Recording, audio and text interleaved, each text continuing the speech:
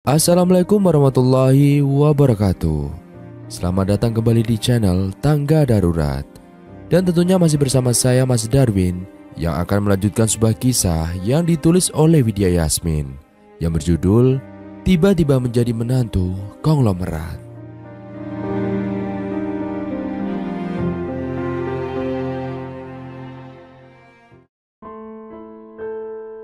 Ayah, tenang dulu. Sebenarnya sekarang aku sudah memiliki orang tua angkat yang kaya raya. Mereka akan memberi berapapun uang yang kuminta, meski 200 juta sekalipun. Benarkah? Matanya seketika berbinar ketika mendengar uang 200 juta.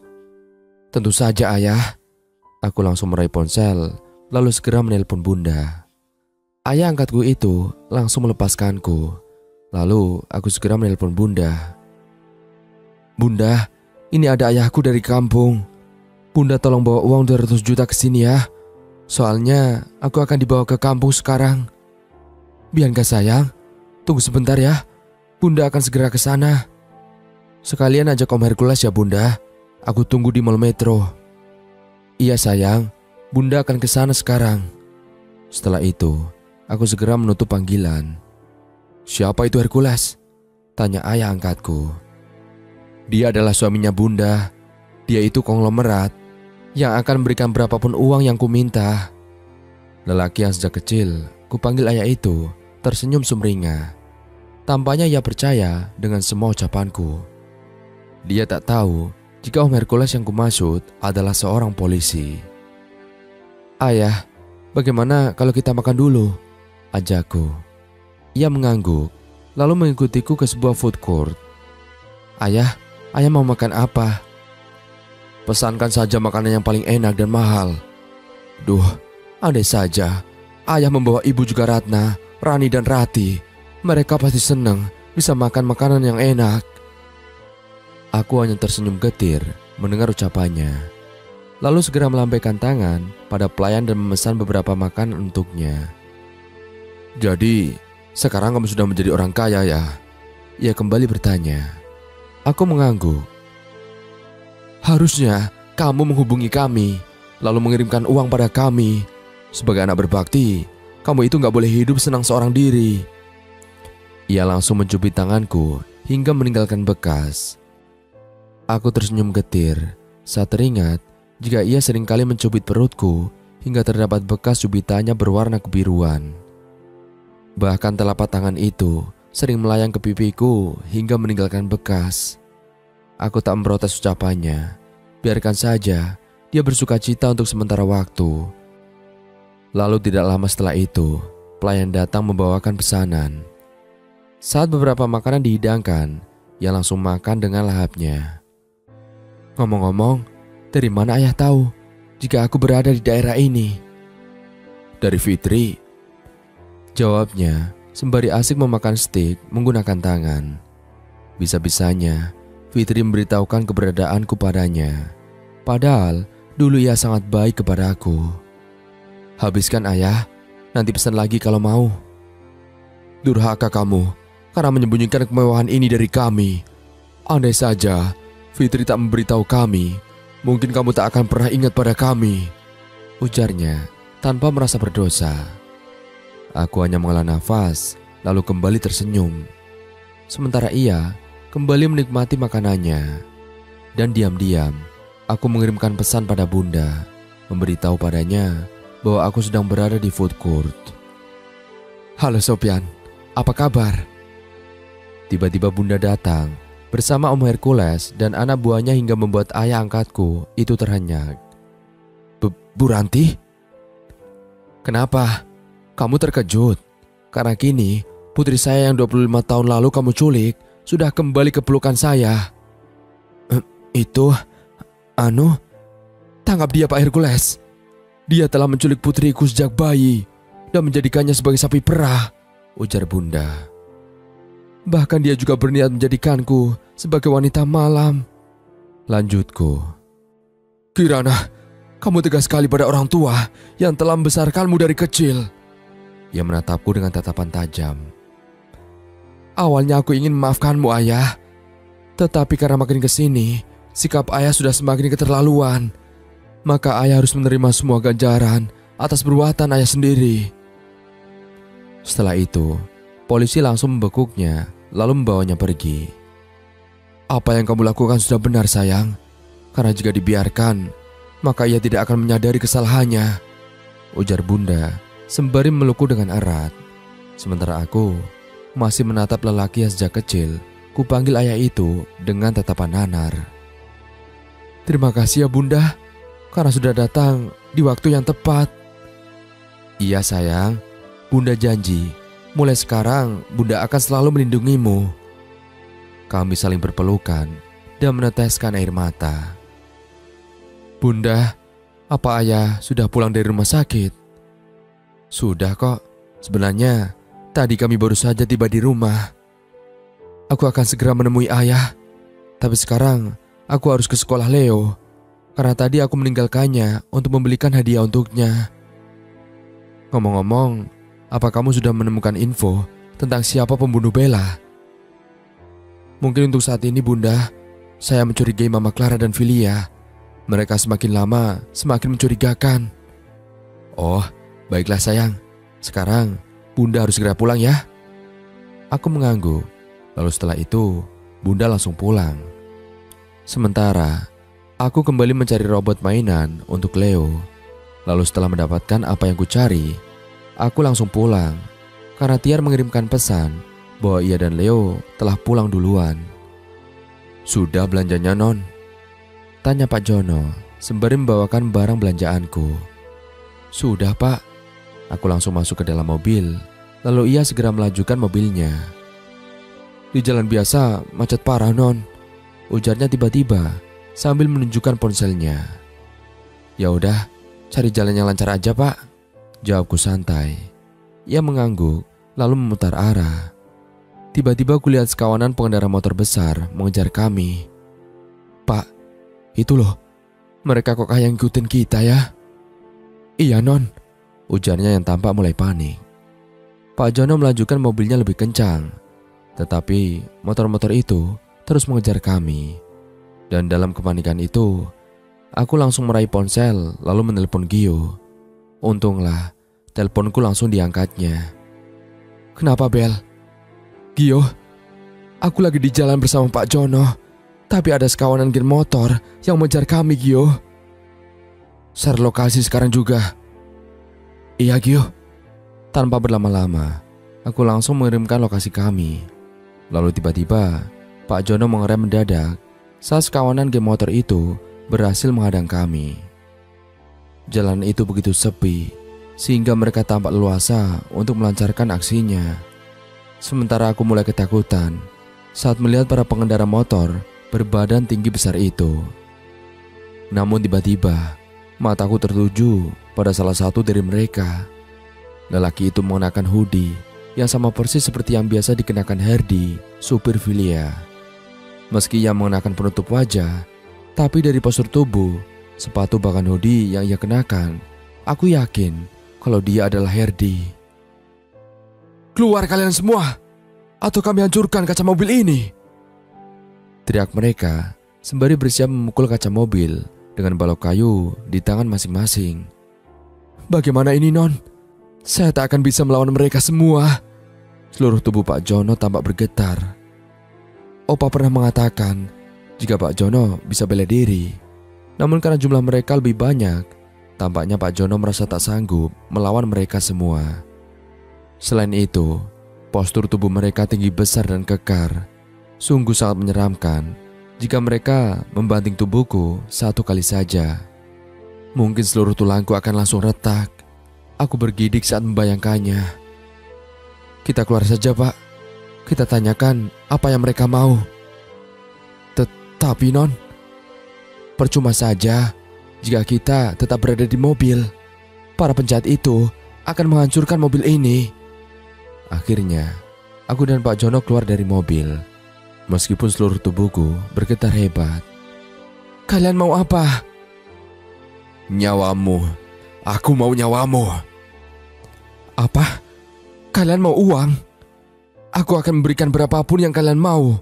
Asalkan kalian bebaskan kami. Sudahlah, jangan banyak omong. Para penjahat itu langsung membekuk kami, lalu membawa masuk ke hutan. Seketika, dadaku berguncang hebat. Apakah aku akan mengalami hal yang sama seperti yang terjadi pada Bella? Dan beberapa saat kemudian, kami telah tiba di sebuah jurang. Seketika jantungku terasa berdetak lebih cepat saat membayangkan apa yang terjadi padaku. "Bos, apa kita juga akan menghabisi dia?" tanya seorang lelaki bertubuh tinggi besar itu sembari mencengkram tubuh Pak Jono.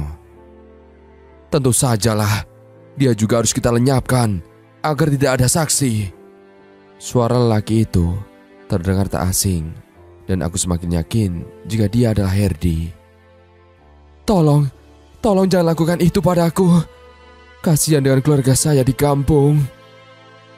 Pak Jono berusaha melepaskan diri, tetapi dengan sigap, tangan kekar itu menghantam punggungnya hingga ia jatuh tersungkur ke tanah, lalu tak sadarkan diri. Semua itu membuatku semakin merasa ketakutan. Aku tak boleh gegabah. Aku harus mencoba mengulur waktu sampai Gio menemukan kami. "Sebenarnya kalian ini siapa? Kenapa tiba-tiba kalian ingin membunuh kami?"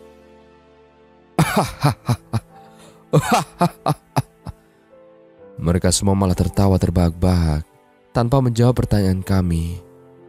Tiba-tiba, lelaki yang kucurigai sebagai Herdi itu mengeluarkan pistol dari saku hoodie-nya. "Sayang sekali, dulu aku hanya mendorongmu ke jurang hingga kamu bisa kembali pulang dengan keadaan selamat.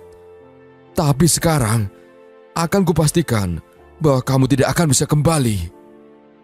Lelaki itu menodongkan pistolnya ke kepalaku hingga membuat seluruh tubuhku semakin bergetar hebat. "Tunggu dulu, kumohon." "Baiklah, apakah ada pesan terakhir untukmu?" Ia kembali tergelak. "Aku yakin jika setelah ini aku tidak akan bisa selamat. Tapi sebelum kamu menghilangkan nyawaku, tolong beritahu siapa orang yang menyuruhmu melakukan semua ini."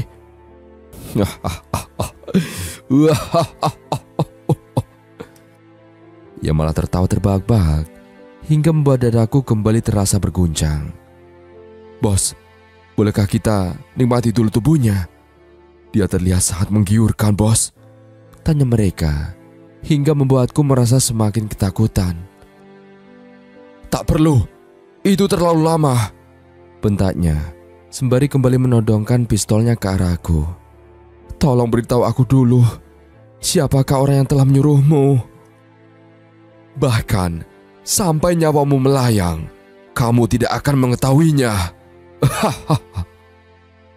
Ia kembali tertawa terbahak-bahak tanpa mau memberitahukan siapa dalang yang telah menyuruhnya.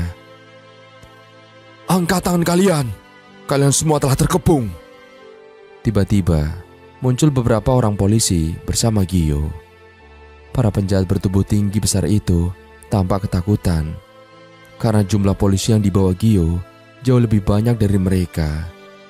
Tanpa berlama-lama, para polisi itu langsung membekuk para penjahat bertubuh tinggi besar itu. Namun, tiba-tiba lelaki tadi menangkap tubuhku sembari menodongkan pistol. "Turunkan senjata kalian, atau wanita ini akan saya habisi," ancamnya. Tolong jangan sakiti Bella," teriak Gio.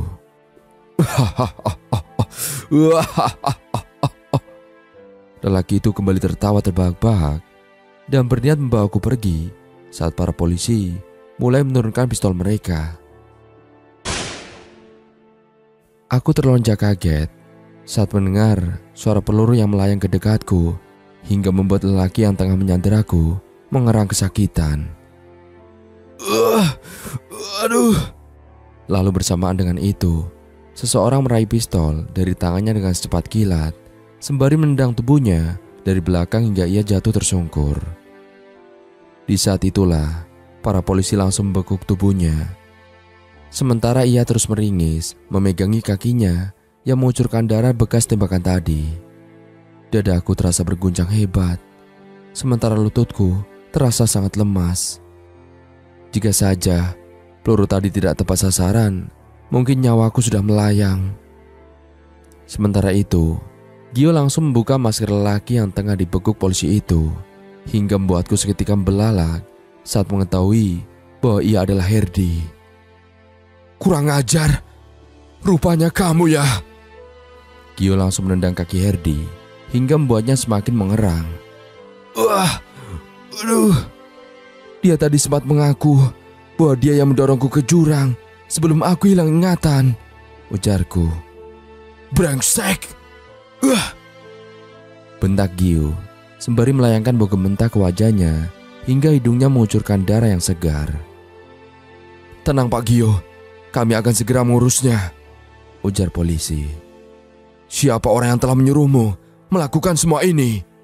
Tanya Gio sebelum polisi membawanya. Herdi hanya tertunduk sembari mengunci rapat mulutnya. Jawab! Bentak Gio sembari menatap tajam ke arahnya. Kulihat Herdi hanya terdiam dan tak mau menjawab pertanyaan Gio, sehingga tangan Gio seketika kembali mengepal. Selain itu, kulihat terangnya tampak mengeras, seolah dirinya tengah dipenuhi emosi yang kian membara. Sabar Pak Gio, sudah, serahkan semuanya pada kami, ujar polisi kembali. Setelah itu, para polisi langsung membawa Herdi beserta komplotannya ke mobil, sementara Gio langsung memelukku dengan erat. Sayang, kamu gak apa-apa kan? Ia membelai lembut rambutku. Aku takut Gio. Tanpa sadar, aku kembali memeluk tubuhnya lebih erat lagi. Rasanya sangat nyaman, hingga rasa takut yang sejak tadi berkecamuk perlahan menghilang. Sayang, aku janji setelah ini, aku akan lebih menjagamu. Jangan bunuh saya, jangan bunuh saya. Tiba-tiba, Pak Jono tersadar dari pingsannya, hingga membuat kami seketika saling melepaskan pelukan. Lalu setelah itu, segera menghampirinya. Pak Jono gak apa-apa kan? Tanya Gio sembari membangunkannya. Alhamdulillah, saya masih hidup. Mana para penjahat tadi, Den? Mereka sudah dibawa ke kantor polisi. Ngomong-ngomong, Pak Jono masih kuat bawa mobil? Insya Allah, Den, ujarnya sembari berjalan menuju mobil yang tadi kami naiki. Sementara kini, aku akan ikut bersama Gio. Gio membukakan pintu mobilnya, lalu aku segera masuk. Jujur saja, dadaku masih berguncang hebat saat memikirkan kejadian tadi. Kasihan sekali Bella, karena ia tidak bisa selamat saat Herdi mendorongnya ke jurang. Setelah ini, aku akan mencarikan bodyguard yang akan selalu menjagamu. Tak akan kubiarkan siapapun menyakitimu, meskipun hanya sehelai rambut pun, ujar Gio sembari menggenggam erat tanganku. Ada rasa sakit yang menusuk rongga dada saat mendengar ucapan Gio. Harusnya dia mengatakan itu pada Bella sebelum ia hilang dari dunia ini. Sebagai suami yang baik, seharusnya dia bisa menjaga Bella, saudara kembarku yang belum sempat kutemui.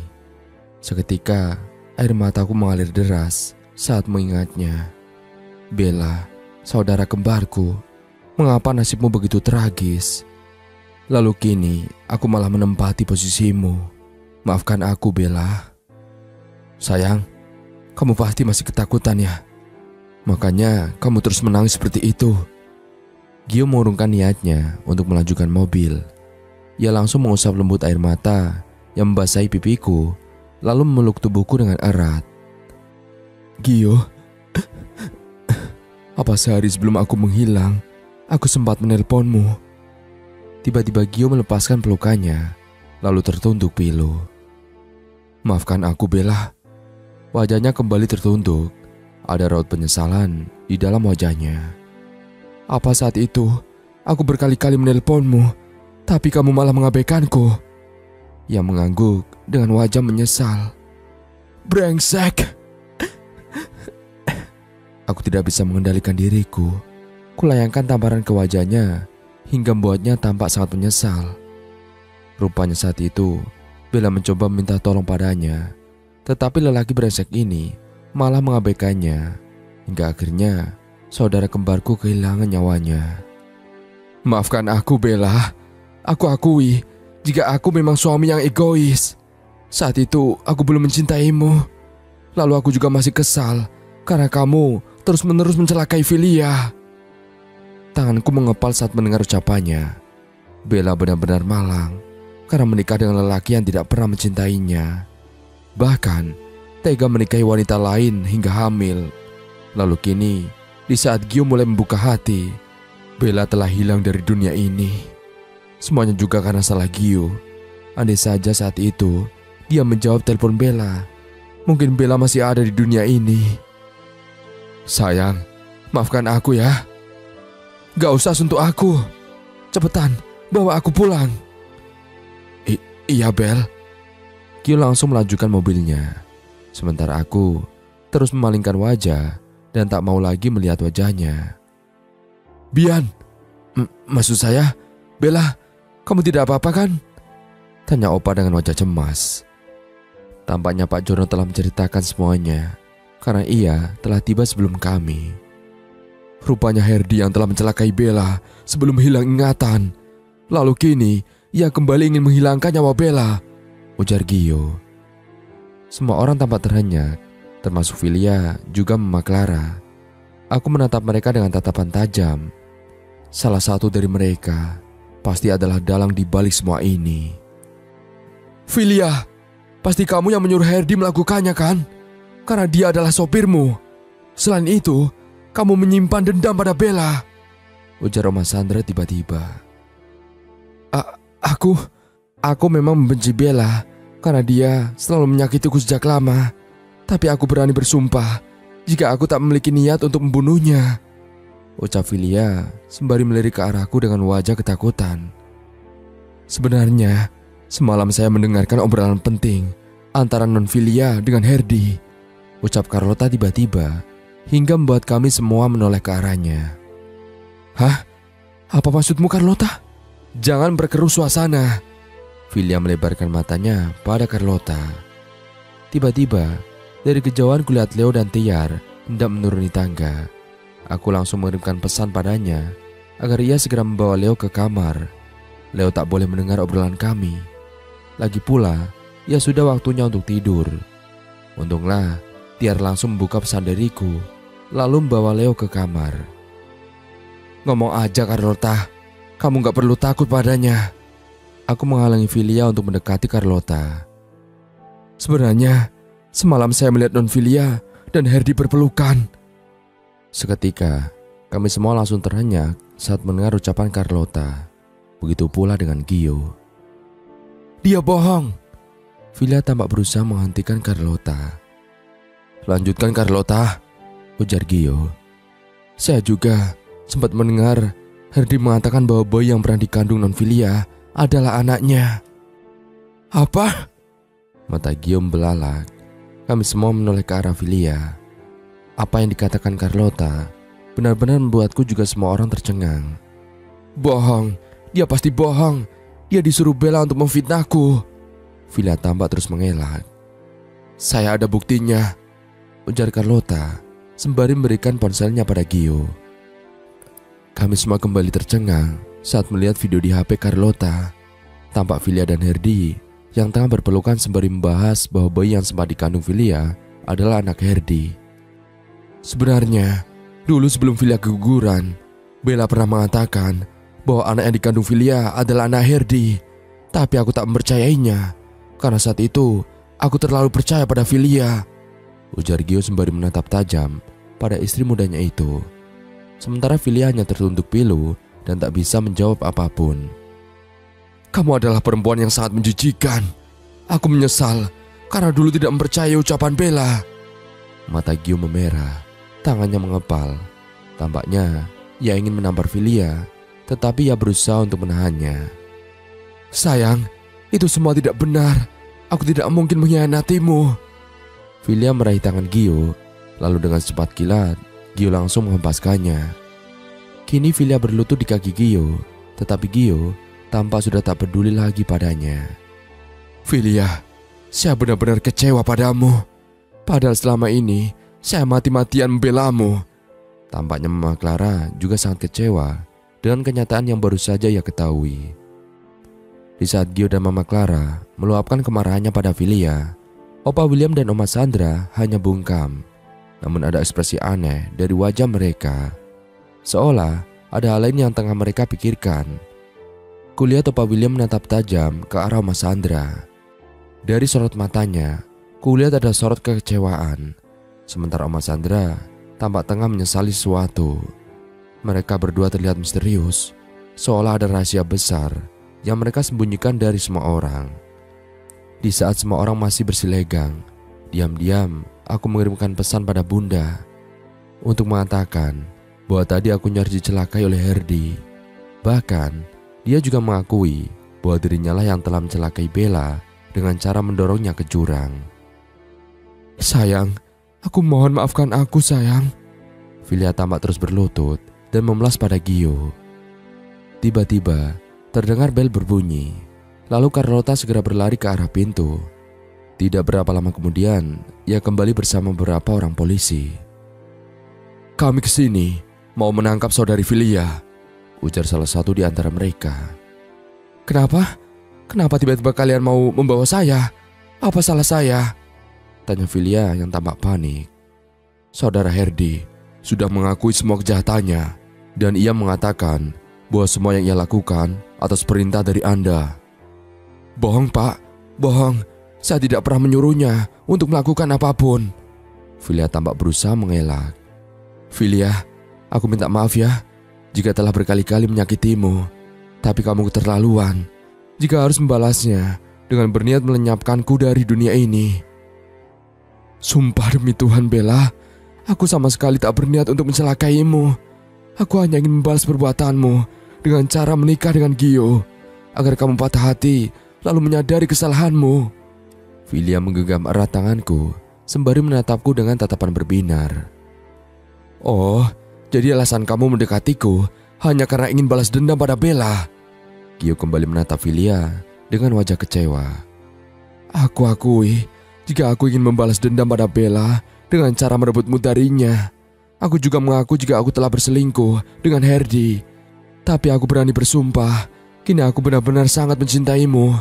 Aku juga berani bersumpah jika aku tidak pernah menyuruh Herdi untuk membunuh Bella.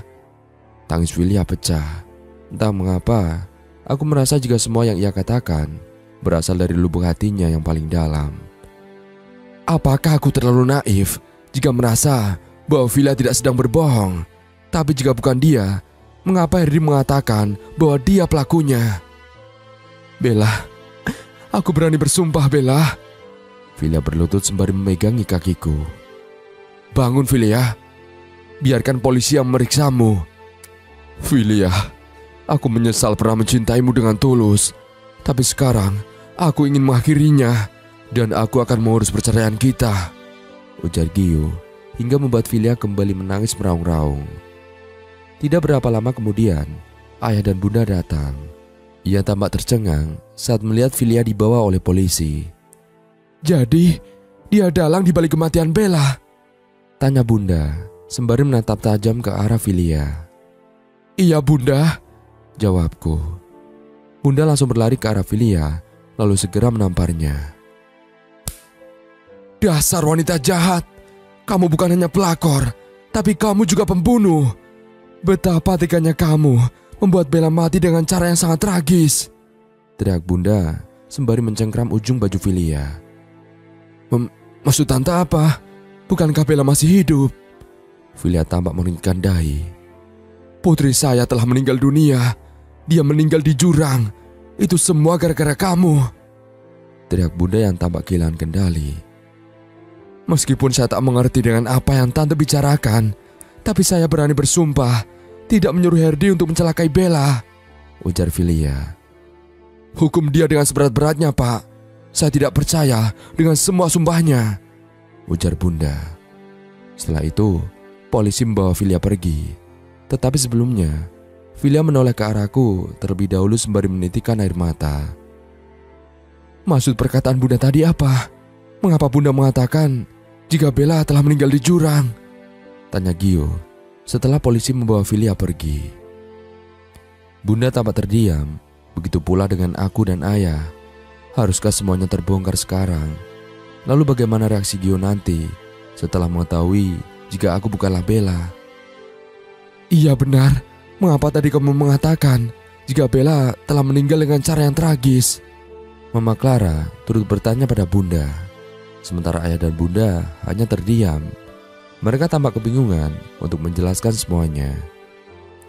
Bunda, tolong jangan diam saja Bunda. Jangan membuat Gio bingung. Apa yang dikatakan Bunda benar, Gio.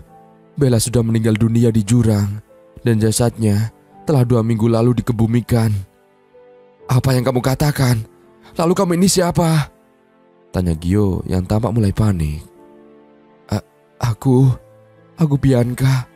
Aku kembaran Bella, Gio. Apa? Gio, Mama Clara dan Oma Sandra tampak terbelalak. Begitu pula dengan Carlota dan Bob Minton yang seketika menatapku dengan mulut menganga. Apa? Bella sudah meninggal? Tanya Oma Sandra yang tampak tercengang. Sayang, kamu bercanda kan? Gio menatapku sembari mengernyitkan dahi. Tampaknya ia masih tak percaya dengan ucapanku. Kami tak mungkin bercanda dengan semua ini. Aku Bianca, kembaran Bella. Sementara Bella sudah meninggal di jurang. Dan semua itu gara-gara kamu. Karena saat Bella beberapa kali menelponmu untuk meminta pertolongan, kamu malah mengabaikan teleponnya. Bella. Gio langsung berlutut. Kulihat ada raut penyesalan di wajahnya. Jangan melempar kesalahan pada Gio. Kamu dan keluargamu telah menipu kami dengan berpura-pura menjadi Bella, ujar Mama Clara. Kedatanganku ke rumah ini adalah untuk menyelidiki siapa pembunuh Bella, bukan menipu kalian semua. Karena sekarang pelakunya sudah tertangkap, maka tugasku sudah selesai, ujarku dengan menjelaskan. Bianca, meskipun kamu bukan Bella, kamu tetaplah cucu Wirawan. Jadi, kamu memiliki hak atas rumah ini, ujar Opa William yang tiba-tiba hingga membuat semua orang terhenyak. Kenapa Opa tampak tak terkejut dengan kenyataan bahwa dia bukan Bella? Tanya Gio. Saya sudah tahu jika dia adalah Bianca, kembaran Bella. Tapi kenapa Opa merahasiakan kematian Bella dariku? Bukankah aku ini suaminya? Dan aku berhak mengetahui apa yang terjadi pada Bella. Kulihat bulir bening bercucuran dari mata Gio. Tampaknya ia sangat terpukul dengan kenyataan yang baru saja diketahuinya. Kamu tak perlu berpura-pura kehilangan, karena saya tahu jika kamu tak pernah mencintai Bella, ujar Opa. Aku sangat mencintai Bella, Opa. Aku menyesal pernah mengabaikannya. Tangis Gio pecah. Begitu pula dengan ayah juga Bunda. Andai saja saat itu saya tidak mengizinkan Bella menikah dengan lelaki egois sepertimu, mungkin saya tidak akan kehilangan Bella, ujar ayah tiba-tiba. Maafkan Gio, ayah. Gio menyesal. Gio berlutut di kaki ayah sembari berderai air mata. Sementara Mama Clara dan Oma Sandra hanya terdiam membisu dengan wajah tercengang. Tampaknya mereka masih tak mempercayai semua ini. Opa, terima kasih karena selama ini sudah sangat baik padaku. Aku mau pamit ya. Aku langsung menghampiri lelaki tua yang sudah kuanggap sebagai kakekku itu, lalu mencium punggung tangannya. Bianca, kamu tak perlu meninggalkan rumah ini, karena saya akan mewariskan rumah ini untukmu, juga saham perusahaanku untukmu, ujar Opa. Papa jangan keterlaluan, dia itu orang lain. Kenapa Papa terus saja bersikap tak adil pada Gio, bahkan pada Mas Ferdinand saat ia masih ada? Protes Mama Clara. Sementara Oma Sandra hanya diam dan tak berani mengatakan apapun. Apa kamu bilang? Saya tidak adil? Opa William langsung menatap tajam ke arah Mama Clara. Selama ini saya selalu diam saat Papa selalu membandingkan Hermawan dengan Mas Ferdinand. Bahkan Papa terus-menerus membantu bisnis mereka. Saya juga diam saat Papa memaksa Gio untuk menikahi Bella, padahal dia tidak mencintainya. Tapi sekarang saya ingin protes jika Papa tiba-tiba mewariskan bagian terbesar saham Papa untuk dia, karena dia bukanlah Bella. Jadi menurutmu, saya harus mewariskan harta saya untukmu juga, Gio?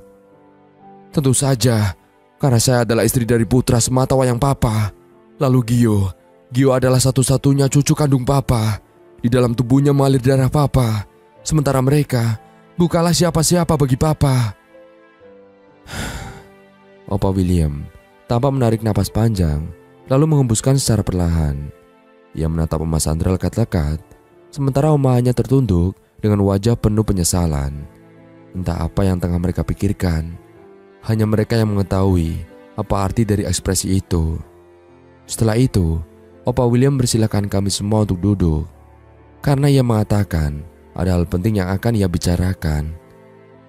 Biarkan mereka pulang, karena ini masalah keluarga kita, ujar Oma Sandra sembari melirik ke arahku juga ayah dan bunda.